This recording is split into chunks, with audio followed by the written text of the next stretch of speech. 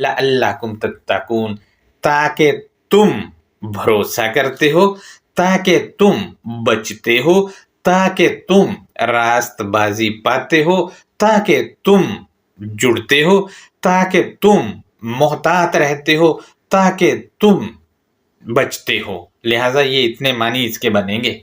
दोस्तों, यहाँ से हमें पता चला कि सयाम मुत्तकी बनाने के लिए है।